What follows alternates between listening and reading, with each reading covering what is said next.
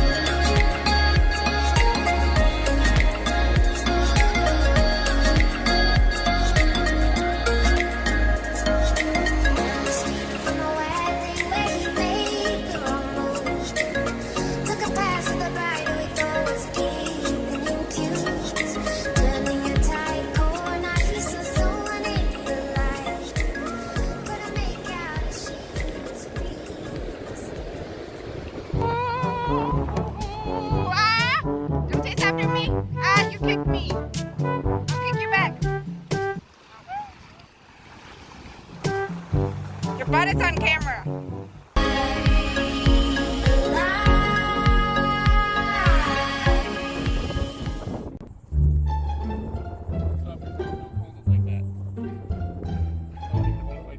Doing risky stuff today. There's no whales to save you from jump in there. Yeah, no dolphins to save me. It was a dolphin.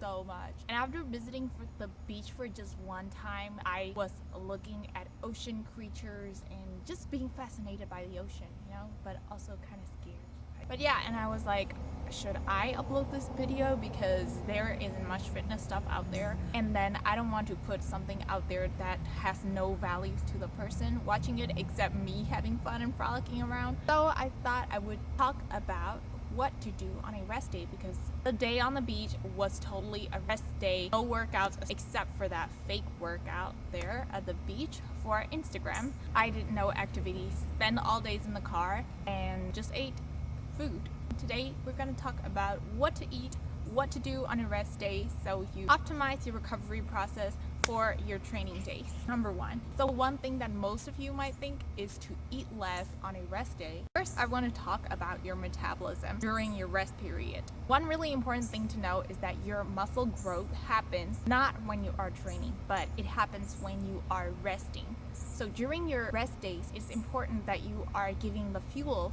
so that the body can replenish and recycle and regenerate well, not a hand, but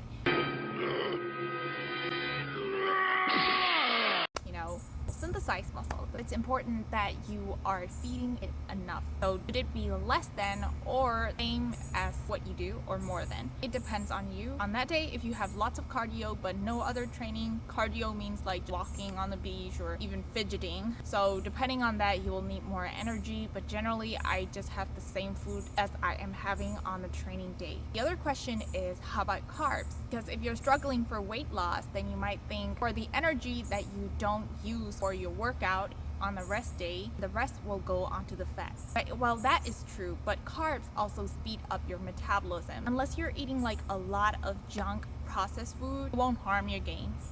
Another thing is gives you the glycogen stores. And what glycogen stores are that in your muscles? These are carbohydrates packed into that form of glycogen, form that is broken down, so when you work out, these will be broken down to be used for energy. So when you eat those on your rest day, glycogens take 24 hours for them to be fully replenished.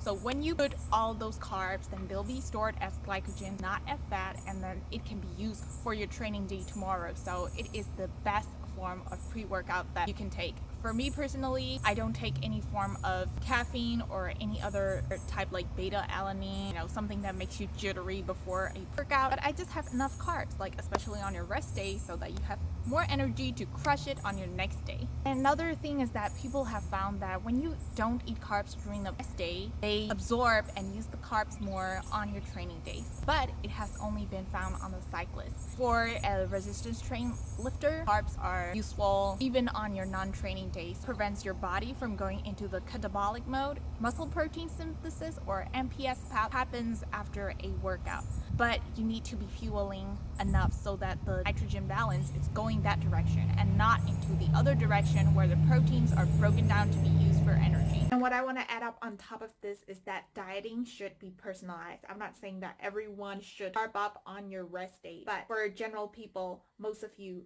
for normal glycemic index individuals, it is generally true to consume more carbs and then less fat. However, if you look at studies like in the American Journal of Clinical Nutrition 2017 paper where they compared high carb, low fat diet versus low carb, high fat diet, and they found out that individuals who are pre-diabetic lose weight more if they consume a lower carb and high fat diet. So it completely depends on you.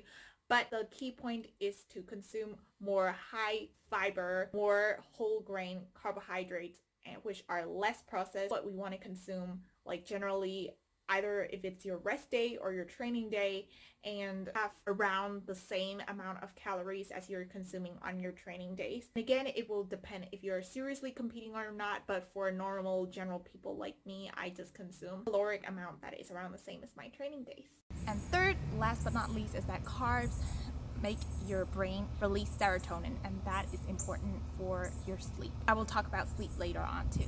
So now we've touched one point, eat enough, and that usually means both for the carbs and the protein. And the next important point is to have enough water. It will depend on how much activity, how hot the temperature of that day is, and what your body weight is, and so on. So I can give you a recommendation that will cover for all of you, but here is a calculation that you can do to see how many glasses of water generally that you will need a day. So first, you need to get your body weight. My body weight is 125, so divide that by 2.2 and multiply it by a number.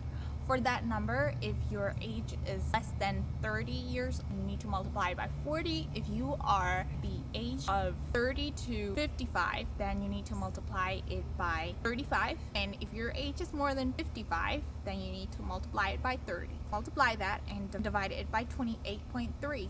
That will give you the number of ounces that you need in a day. You need to divide that by 8, and you see the number of cups of water that you need in a day. For me, that is 10 glasses of water a day. So that is it, guys, but it will also depend on how sweaty you feel. So drink depending on how thirsty your body feels. You definitely want to be drinking enough water so that you have more strength during the working days, and your body also can run that muscle protein synthesis. It's like an engine that is happening in your body so that it can run smoothly. And the next thing is to do proper stretching. For me, I have this massage ball. You can roll it anywhere, so you can sit on it. I'll make another video of it later showing you my stretching routine. And you also want some form of cardio, some form of movement for your body, because when you sit all day, your muscles become really tight. I think that is one thing. I work out, but I probably need to move around more, and on the days when I don't move around more, that is what happens. My piriformis tightness. And last but not least, you want to sleep enough. Sleeping is just killer for hypertrophy, for almost anything, for your brain to function properly, for your strength to be better at the gym. For me, I sleep around 8 to 9 hours a day. I know that is a lot, especially if you are a college student watching this, because when I was in college, I had like 4 hours of sleep every night. It does a permanent damage on your brain. Like literally there is like a fluid circulation system that happens in your brain, and when you don't sleep enough, cerebrospinal fluid, those little water, it's like circulating in your brain, so it doesn't circulate enough and the cells aren't replenished, and you definitely want to be doing it whether it is training day or rest day. Just listen to your body. That's what I would have to say. You don't need any form of ritual during your rest day, special form of exercise. You don't need to be worried about your muscles not growing, because it actually is growing during the rest day. How weird does that sound? But it actually is. And just, yeah, have fun, be more productive if you want. It could be creating videos like for me, or it could be sleeping more, anything. Enjoy it. If you have more than one rest day, don't freak out about it as well, because sometimes life happens. Just be excited enough that your body had enough rest, and then you are ready to jump back onto your training routine. So I hope this was helpful information. I'm sorry the beach vlog didn't seem so complete, but I had so much fun, and I hope you did too, and I hope you also learned from this. Thank you so much for watching. Hit a thumbs up if you like it, and don't forget to subscribe. I will see you on my next video.